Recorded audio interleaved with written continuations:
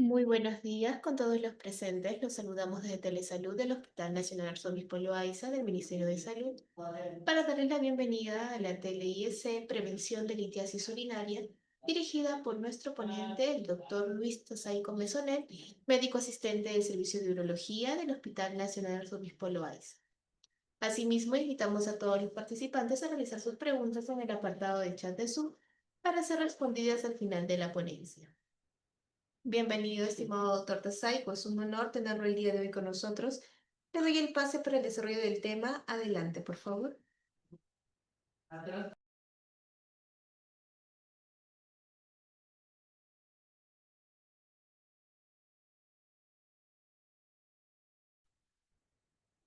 Todo, buenos días.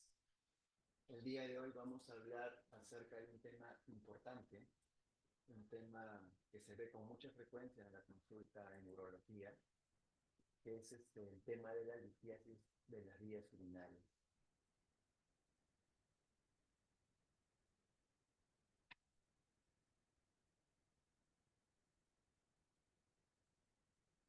Bueno, para hablar un poco de cómo se forman los cálculos, nosotros en nuestra orina tenemos una serie de sustancias, una serie de componentes que van a estar disueltos en la orina. Cuando esos componentes, ¿no?, tienen una concentración mayor a la habitual, ¿no?, esa misma aumento en el número de solventes, de solutos, va a producir que estos componentes se formen, se agrupen, formando un núcleo. Luego, a medida que se forma un núcleo de estos componentes, va aumentando el crecimiento, se van agregando muchos más componentes y al final van a producir la formación del cálculo de la vía urinaria, ¿no? Para la formación de cálculo existen muchos factores que intervienen, ¿no? Factores que inhiben la formación de los cálculos y factores que promueven la formación de ellos. Sustancias que inhiben la formación de cálculos son, por ejemplo, el citrato, ¿no?, la hormolina, el magnesio, y los factores promotores que encontramos en la alta concentración de sustancias, es una orina muy concentrada, un flujo urinario bajo, ¿no?, presencia de ciertas estructuras que son promotoras de cálculo, denominadas placas de Randall, también la presencia de infecciones urinarias a repetición puede ocasionar la formación de cálculos, así como también el daño celular a nivel del riñón. En esta imagen podemos observar los tipos diferentes de cálculos, siendo los más frecuentes los cálculos de calcio, ¿no? Entre los cálculos de calcio tenemos los oxalato de calcio y el fosfato de calcio, junto con los factores que van a precipitar la formación de cada uno de estos tipos de calcio, ¿no? Los cálculos más frecuentes que vemos son los cálculos de calcio. Los cálculos de Struvita, ¿no?, son aquellos cálculos que se forman a partir de la infección por una bacteria, ¿no? Son los cálculos denominados cálculos infectivos o los cálculos infecciosos. Pacientes con infecciones urinarias recurrentes pueden producir o pueden tener, ¿no?, cálculos de Struvita. Cálculos de ácido úrico, en tercer lugar en frecuencia de las infecciones urinarias, también se ve con frecuencia en la consulta urológica, generalmente debido a un aumento de ácido úrico en la orina. Y cálculos de cistina, que generalmente se debe a la presencia de una enfermedad genética, ¿no? En cuanto a los factores de riesgo para el desarrollo de cálculo, tenemos, por ejemplo, la edad temprana de la aparición de la litiasis, ¿no? Personas jóvenes, niños, adolescentes con presencia de litiasis urinaria ya es un factor de riesgo para una litiasis posterior, ¿no? Historia familiar de cálculos renales, es decir, pacientes cuyos padres, familiares cercanos han tenido antecedentes de litiasis o pólipo renal, también tienen una mayor predisposición a tener cálculos renales, ¿no? Pacientes que ya tienen un historial largo de formación de cálculos, ¿no? Pacientes que tienen intervalos muy cortos entre la presencia de un cálculo y otro, ¿no? Un tipo determinado de cálculo, como la bruchita, cálculos de ácido úrico, ¿no? Pacientes con infecciones urinarias o cálculos debidos a infecciones urinarias, como la estrubita que mencioné en la diapositiva anterior, ¿no? Pacientes con riñón único, ¿no? Pacientes monorreños, ya sea por un antecedente quirúrgico, por ejemplo, un cáncer de riñón, en el cual tuvieron que extirpar el riñón comprometido, o pacientes cuya funcionalidad de un riñón, a pesar de estar todavía presente en el riñón dentro del cuerpo, no es el riñón que simplemente ha perdido la función, como en el caso de las exclusiones renales, ¿no? Y los pacientes con enfermedad renal crónica. Factores asociados también existen otro tipo de trastornos que pueden aumentar pues un factor de riesgo para la aparición de cálculo, como son enfermedades hormonales como el hiperparatiroidismo, ¿no? Síndrome metabólico, desórdenes minerales óseos, nefrocalcinosis, enfermedad poliquística renal, ¿no? Enfermedades gastrointestinales, ¿no? Síndrome de malabsorción intestinal con aquellos pacientes que han sido sometidos a una cirugía gastrointestinal compleja, ¿no? Pueden también favorecer la formación de ciertos tipos de cálculos urinarios, ¿no? Niveles incrementados de vitamina D y pacientes con vejiga neurogénica, ¿no? También pueden, es un factor de riesgo para la formación de cálculos, ¿no? En esta diapositiva tenemos otros factores de riesgo como son las infecciones, las enfermedades genéticas y los factores ambientales, ¿no? Se sabe que en aquellas regiones donde hay altas temperaturas, ¿no?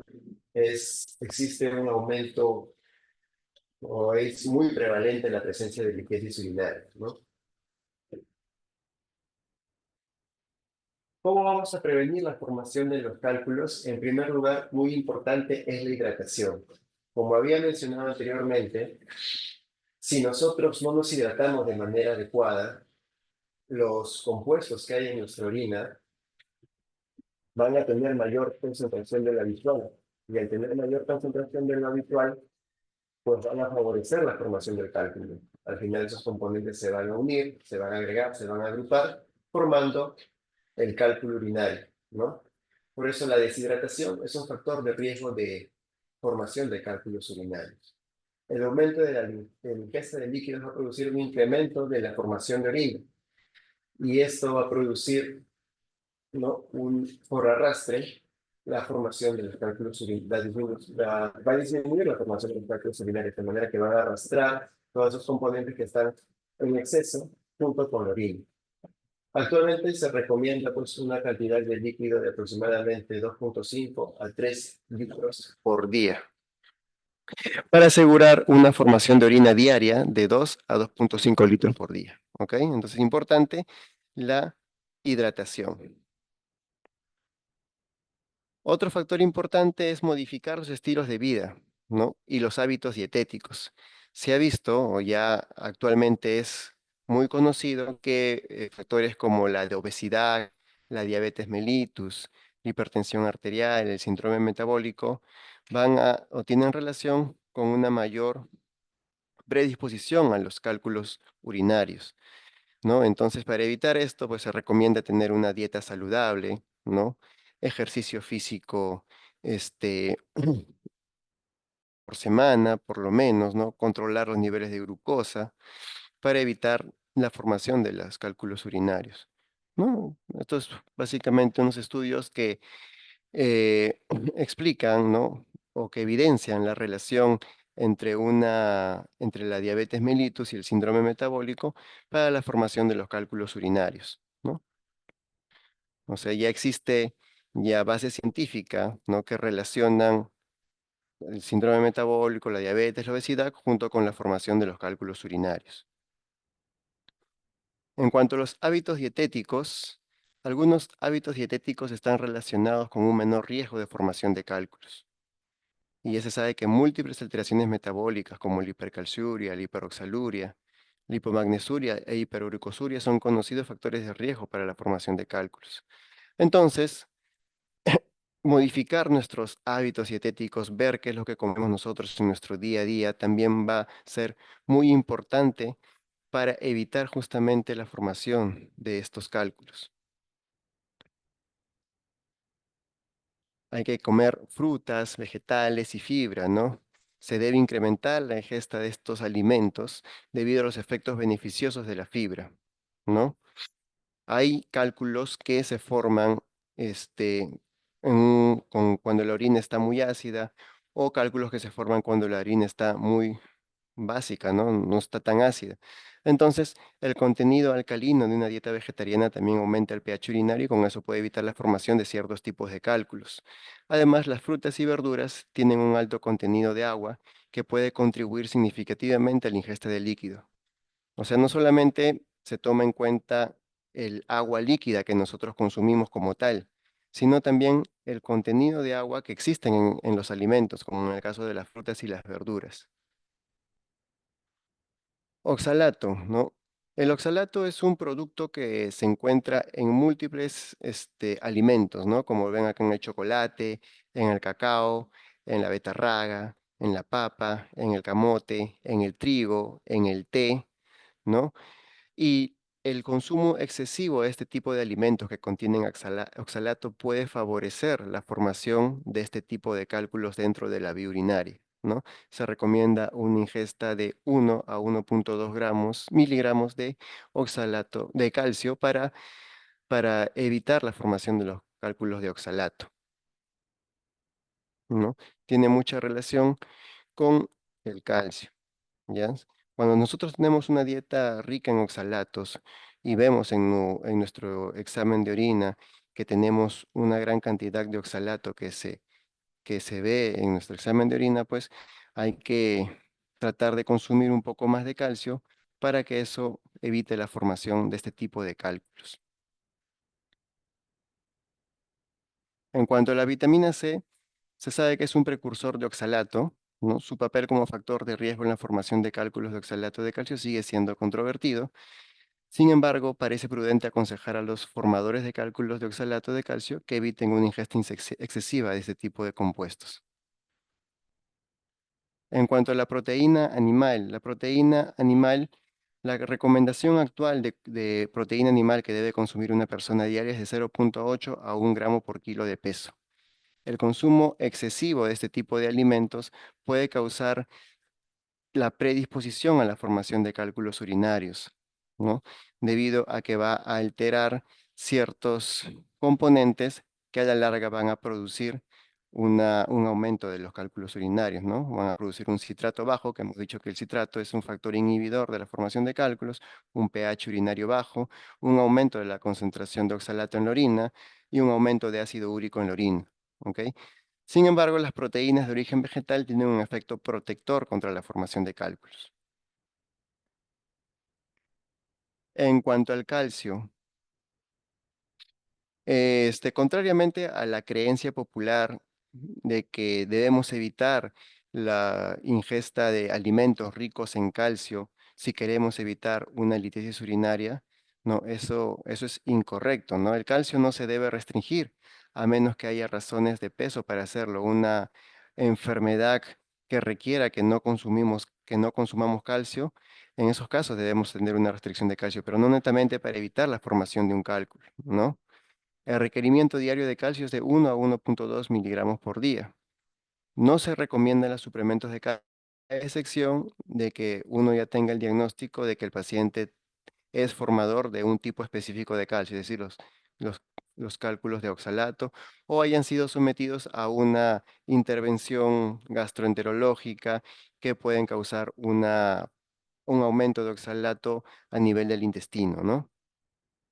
Los adultos mayores que no tienen antecedentes de cálculos renales, pero que toman suplementos de calcio, deben asegurar una ingesta adecuada de líquidos. ¿Ok? Es decir, la dieta no tiene que ser restrictiva de calcio para evitar la formación de los cálculos urinarios, a menos que haya otra indicación que nos diga que tenemos que disminuir nuestra ingesta de calcio. O sea, no es correcto pensar que hay que evitar el consumo de leche, el consumo de queso, ¿no? Que son alimentos ricos en calcio. En cuanto al sodio, ¿no? Igual hay que tener una dieta baja en sal, ¿no? Baja en sodio, ¿no? Una ingesta diaria de sodio recomendada es de 4 a 5 gramos, ¿no? Una ingesta elevada puede afectar negativamente la composición de la orina y con ello favorecer la presencia de las litiasis urinarias.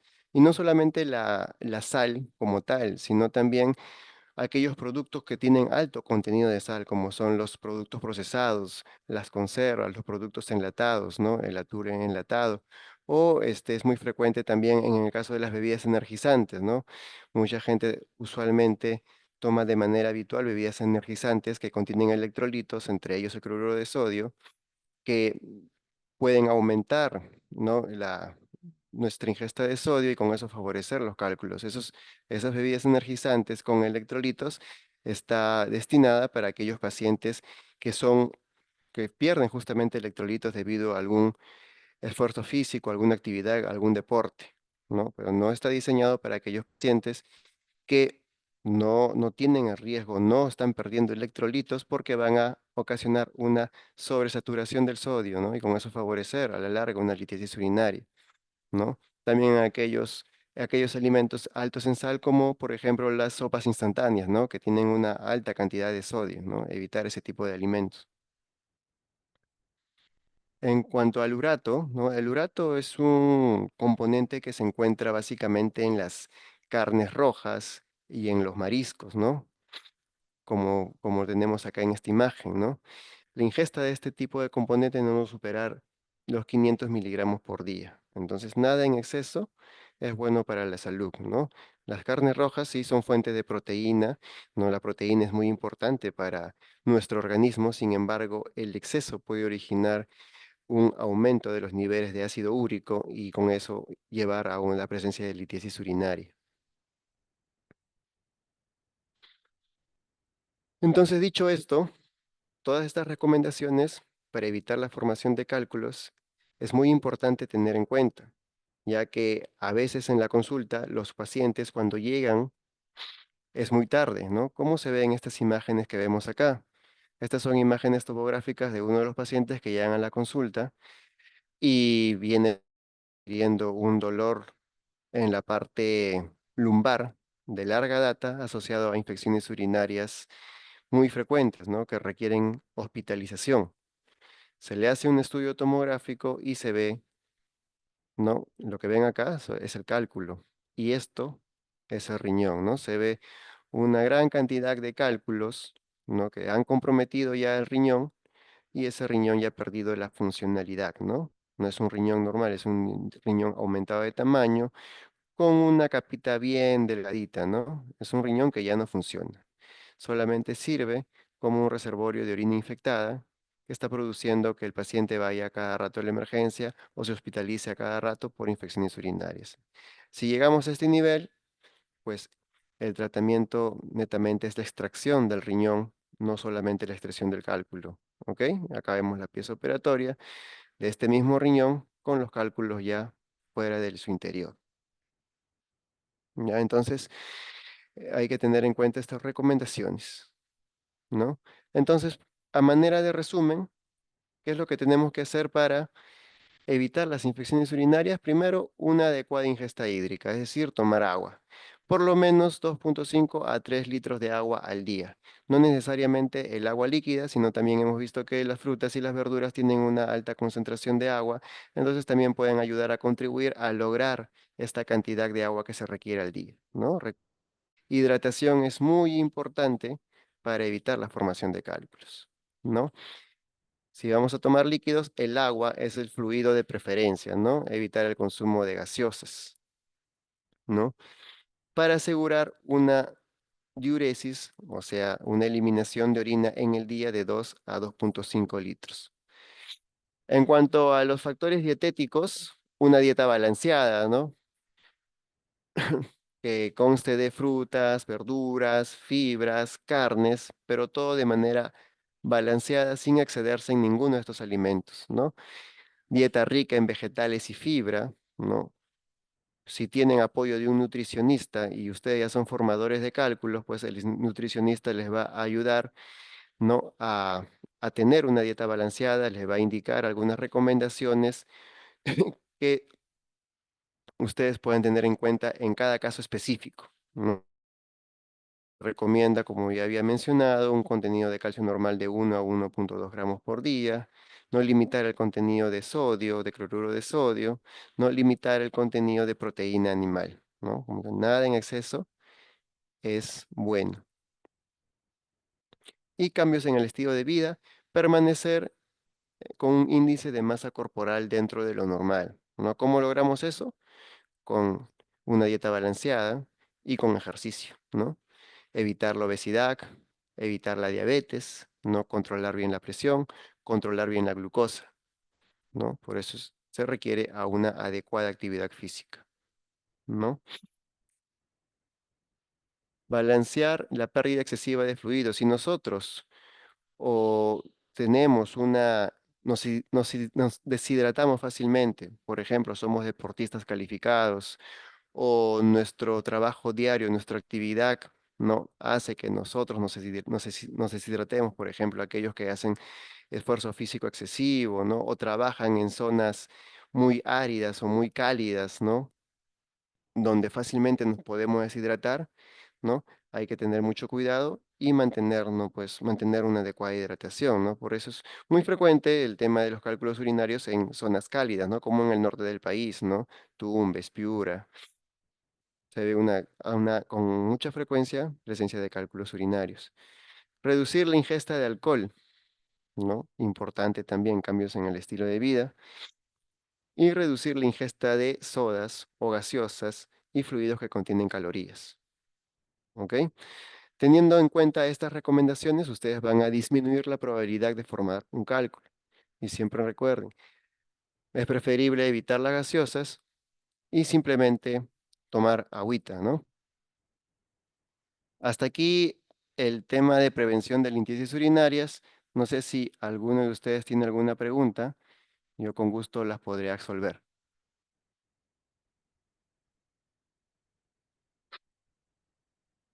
Muchísimas gracias y felicitaciones, doctor Tasaico.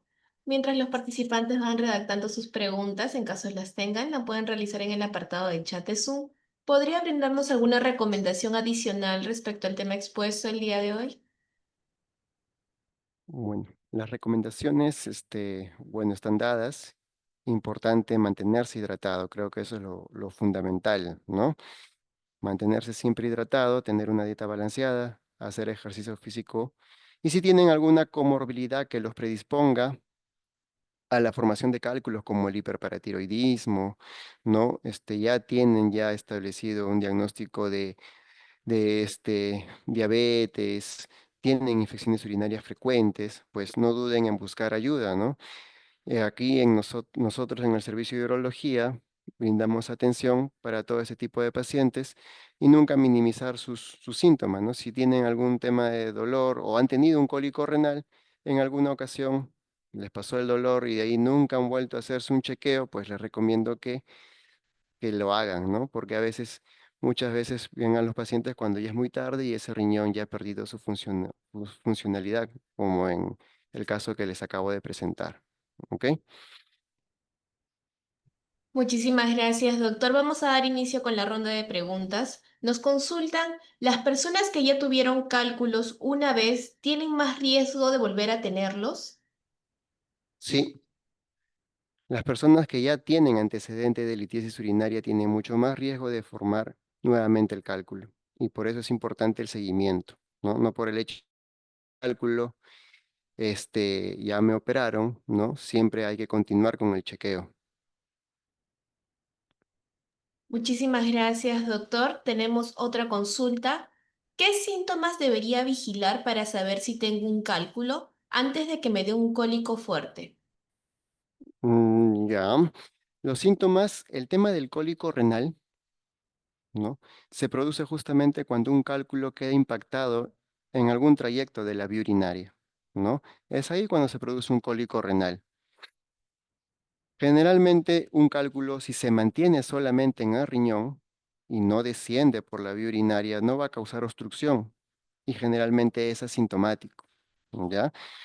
Si nosotros ya hemos tenido un cólico renal, quiere decir que ese cálculo que se formó primariamente en el riñón ya ha querido descender por la vía urinaria, no ha logrado salir y es donde se produce el cólico renal, ¿no? Entonces, si ya tenemos un cólico, nos diagnostican una litiasis urinaria y ya es reconsejable acudir a un especialista para tratarlo.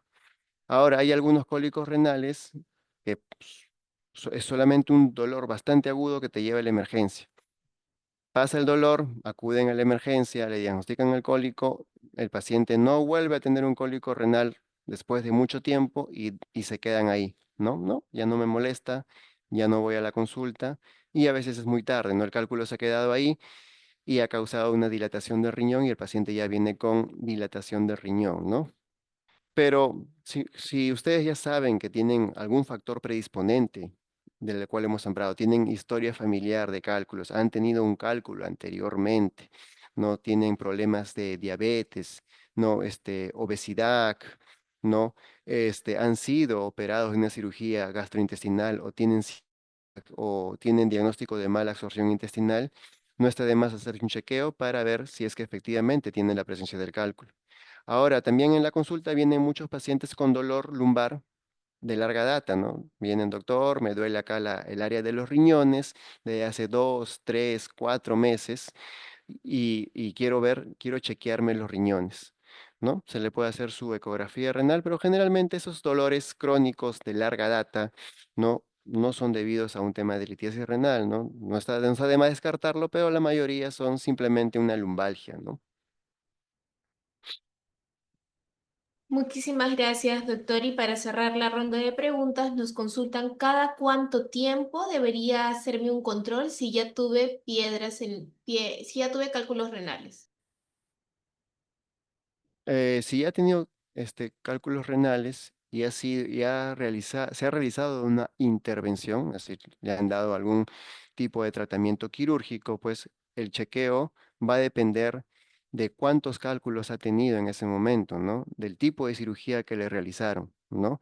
Eso es un tema específico en cada tipo de paciente, ¿no? Ya eso lo tienes que tratar con tu médico tratante. Hay muchos pacientes que tienen cálculos bastante complejos cuya cirugía no ha podido lograr extraer la gran mayoría de los cálculos y queda en litiasis residual, entonces ese tipo de pacientes van a tener un seguimiento mucho más continuo, ¿no? Que otro tipo de pacientes que ha tenido un cálculo de menor tamaño o un cálculo único, un cálculo menos complejo, cuya cirugía se ha logrado extraer la totalidad del cálculo, ¿no? Es muy diferente. Pero en general, yo recomendaría, o para la población general, anualmente hacerse un chequeo, ¿no? Y si has tenido antecedente de cálculo y has sido intervenido de cálculo, hablar con tu médico tratante, tu urologo particular, sobre cuánto tiempo tienes que hacerte chequeo dependiendo de cada caso en específico. Ah, Muchísimas gracias, doctor, por la absolución de dudas. Vamos a culminar la ponencia del día de hoy, aquí, principalmente agradeciéndole a usted por tal extraordinaria ponencia y asimismo invitamos a cada uno de los participantes que se han conectado el día de hoy a suscribirse a nuestro canal de YouTube. Nos pueden encontrar como Hospital Nacional Arzobispo Loaiza. Ahí podrán ver nuevamente las telecapacitaciones y tele-IEC. Asimismo, los invitamos a escribirnos en los comentarios otros temas de interés que les gustaría que se llevaran a cabo próximamente. Y con nosotros sería hasta una próxima tele-IS. Ha sido un honor tenerlo el día de hoy con nosotros, doctor Casaico. Esperamos contar con usted en una próxima oportunidad. Muchísimas gracias. hasta luego. Muchas gracias por su atención.